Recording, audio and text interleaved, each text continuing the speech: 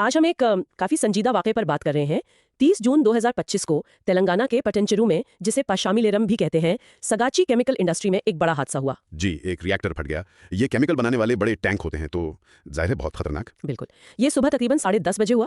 धमाका इतना शदीद था कि न सिर्फ आग लगी बल्कि फैक्ट्री की इमारत का हिस्सा भी गिर गया। और इतला तो ये भी है कि कुछ मजदूर धमाके की शिद्दत से उछलकर कोई 100 मीटर दूर जा गिरे। बहुत ही खौफनाक मंजर होगा। वाकई हमें इस पर कुछ मालूमात मिली हैं, सगाची केमिकल धमाका, हलाकतें और हिफाजती मुतालबात के उन्वान से। तो आइए जरा इन मालूमात की रोशनी में देखते हैं कि क्या हुआ, असरात क्या हैं और खास तौर पर सनती हिफाजत का क्या मामला है वहाँ। जी बिल्कुल, ये वाकया दिल दहला देने वाला है। और जो हिलाकतों की तादाद है, शुरू में थोड़ा इबाम था, लेकिन अब तक कम से कम 10 कारकुनों की अलमनाक मौत की तस्दीक हो चुकी है। 10 जाने, ये बहुत बड़ा नुकसान है ना। ये सिर्फ आदाद शुमार नहीं है ना। नहीं, बिल्कुल नहीं। हर एक के पीछे एक खानदान है, एक जिंदगी थी। और 20 से ज्यादा लोग जख्मी भी हैं। सुना है कई की हालत काफी नाजुक है। उन्हें संगारेड्डी और हैदराबाद के अस्पतालों में भेजा गया है। जी हाँ, इतना बड़ा जानी नुकसान किसी भी हादसे को एक बहुत बड़ा सानहा बना देता है। और इसका फौरी असर तो कंपनी पर भी पड़ा। सिगाची इंडस्ट्रीज के शेयर्स वो गिरे हैं काफी। 11 से 15% तक कमी आई है। हाँ, माशी असरात तो फौरन नजर आते हैं। अच्छा, जाए वो कुआ पर जो रद्द-ए-अमल था वो तेज था। 11 फायर इंजन, पुलिस, मुकामी इंतजामिया सब फौरन पहुंचे।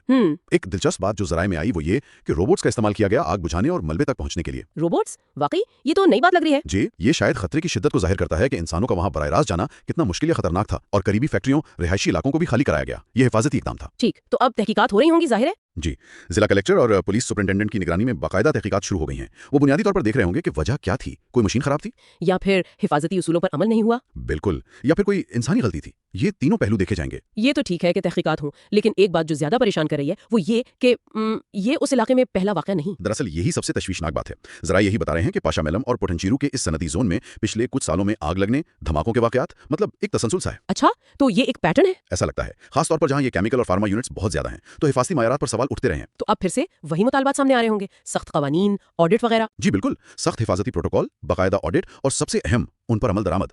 कानून तो शायद हो, लेकिन उनका नफाज कितना होता है, ये असल सवाल है। मतलब ये सिर्फ एक फैक्ट्री की गफलत का मामला शायद ना हो, बल्कि पूरे सिस्टम में, हिफाजती कल्चर में कहीं कमी है। बिल्कुल मुमकिन है, खासकर ऐसे शोबों में जहां खतरा इतना ज्यादा हो। और अभी क्या सूरत हाल है वहाँ? इमदादी काम वो सब चल रहा होगा? जी, इमदादी कार्रवाइयां जारी हैं। मलबा हटाया जा रहा है, लोगों को तलाश किया जा रहा है, मुतासरा खानदानों की मदद की जा रही है, अस्पताल अलर्ट हैं। और उम्मीद यही है कि अब जो रेगुलेटरी इदारे हैं वो ज्यादा सख्त होंगे, हिफाजती जायजे होंगे, निगरानी बढ़ेगी, खासतौर पर केमिकल सेक्टर में। तो खुलासा यह है कि ये सगाची केमिकल धमाका एक बहुत ही अफसोसनाक सनती हादसा है, जिसमें कई जाने गईं, और इसने एक बार फिर इस इलाके में, खासतौर पर केमिकल इंडस्ट्री में हिफाजती खदशात को सामने ला खड़ा किया है। जी, अहम नुकता सिर्फ ये नहीं कि क्या हुआ, कहाँ हुआ, कितने लोग मुतासर हुए, बल्कि ये कि ये बार बार क्यों हो रहा है।